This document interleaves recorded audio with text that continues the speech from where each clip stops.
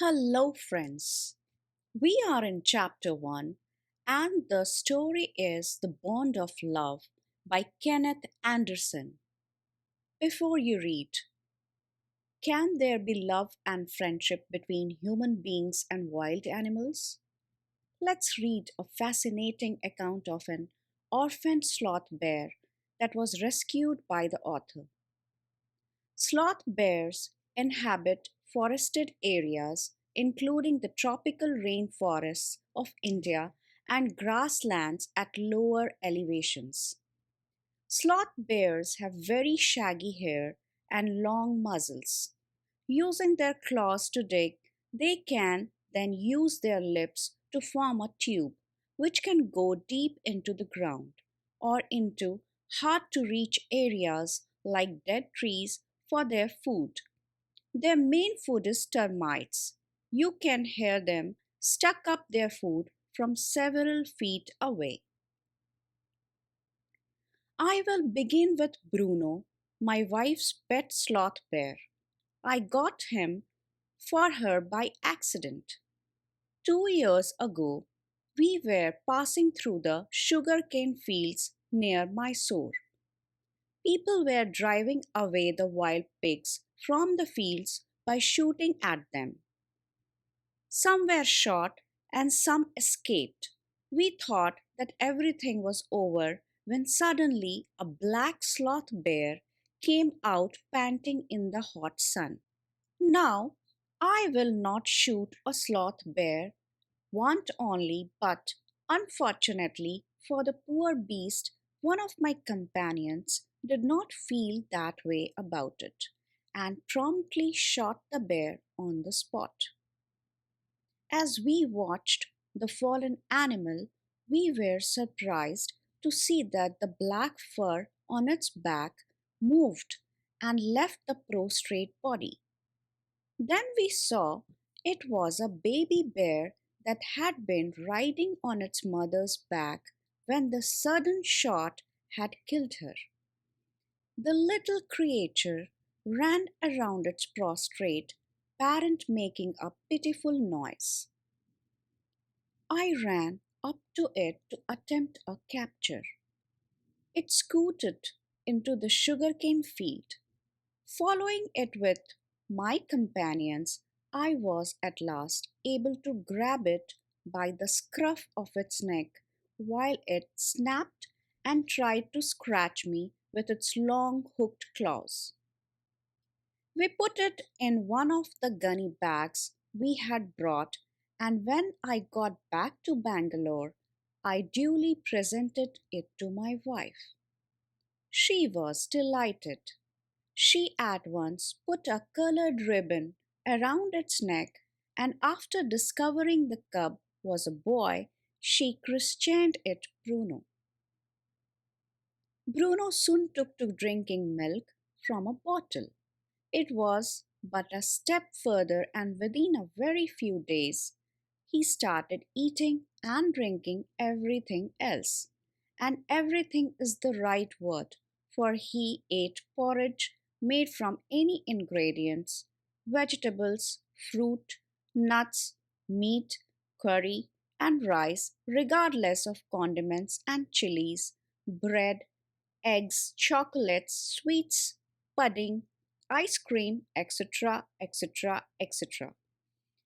As for drink, milk, tea, coffee, lime juice, aerated water, buttermilk beer, alcoholic liquor, and in fact anything liquid, it all went down with relish. The bear became very attached to our two Alsatian dogs and to all the children of the tenants living in our bungalow. He was left quite free in his younger days and spent his time in playing, running into the kitchen, and going to sleep in our beds. One day an accident befell him. I put down poison to kill the rats and mice that had got into my library.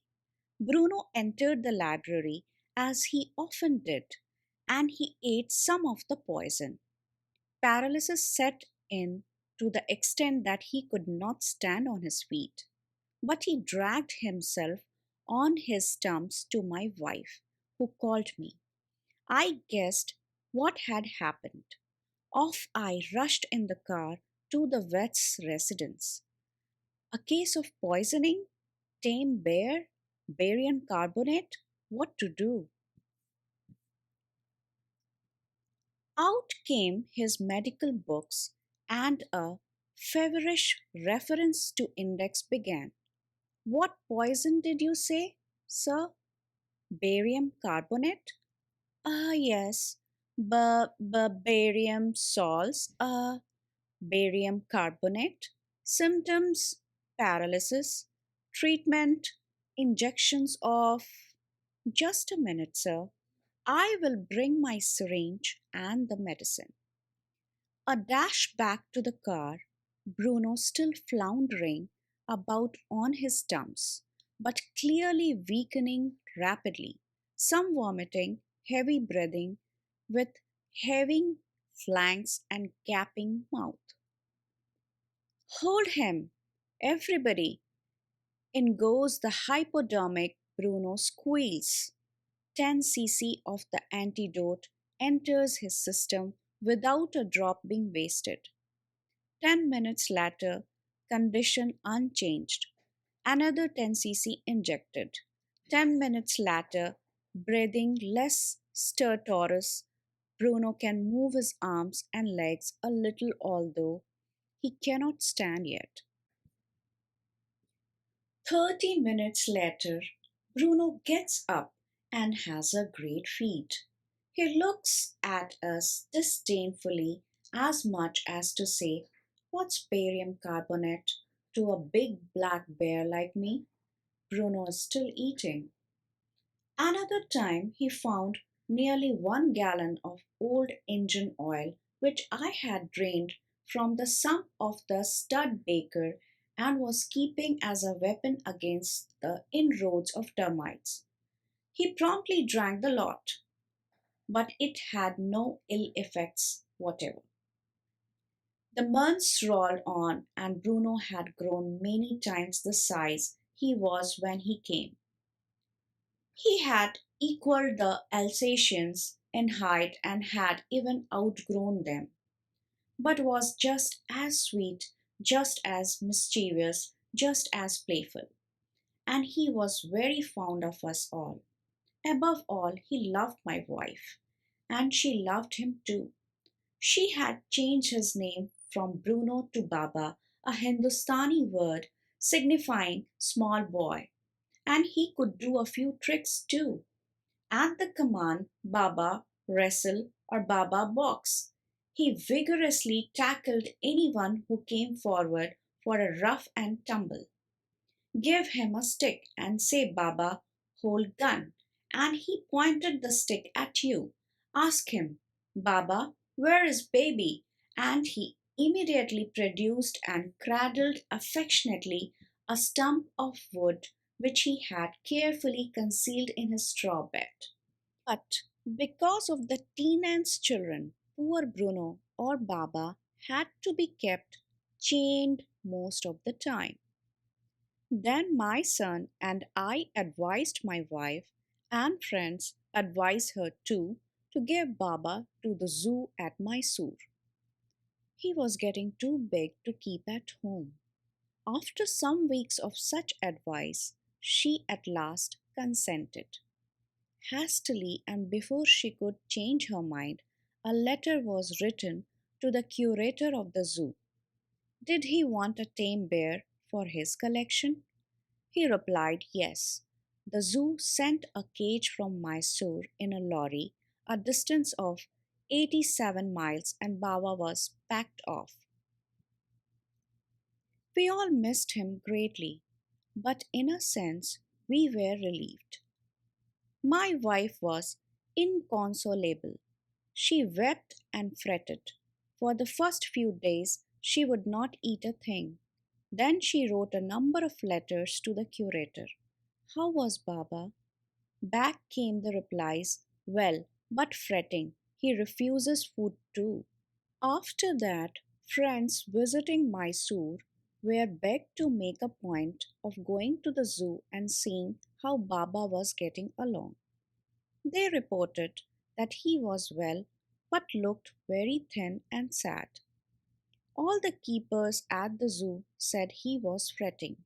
For 3 months, I managed to restrain my wife from visiting Mysore.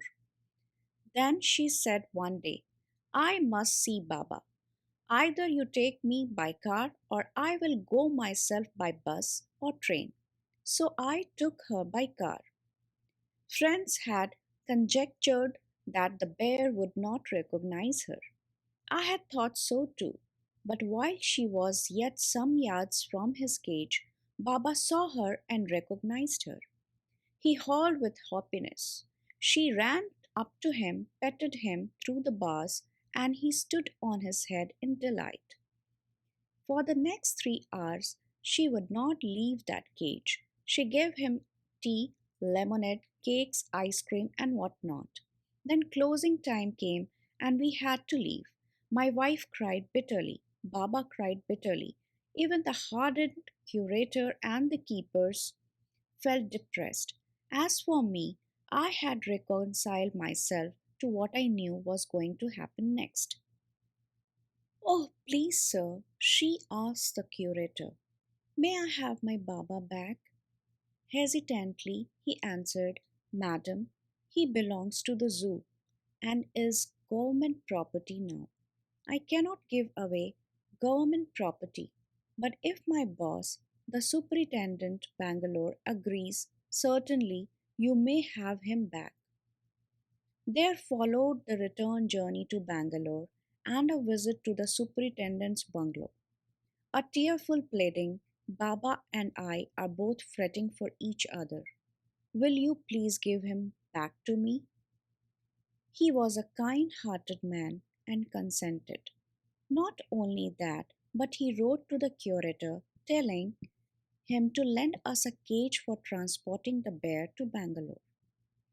Back we went to Mysore again, armed with the superintendent's letter. Baba was driven into a small cage and hoisted on top of the car. The cage was tied securely, and a slow and careful return journey to Bangalore was accomplished. Once home, a squad of coolies were engaged for special work in our compound. An island was made for Baba. It was 20 feet long and 15 feet wide and was surrounded by a dry pit or moat 6 feet wide and 7 feet deep. A wooden box that once housed fowls was brought and put on the island for Baba to sleep in at night. Straw was placed inside to keep him warm and his baby. The gnarled stump along with his gun, the piece of bamboo, both of which had been sentimentally preserved since he had been sent away to the zoo, were put back for him to play with. In a few days, the coolies hoisted the cage onto the island and Baba was released.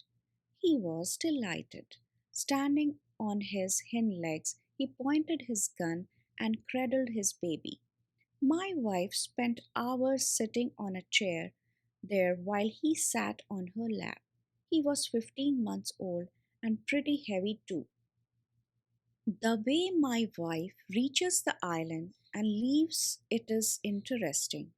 I have tied a rope to the overhanging branch of a mango tree with a loop at its end.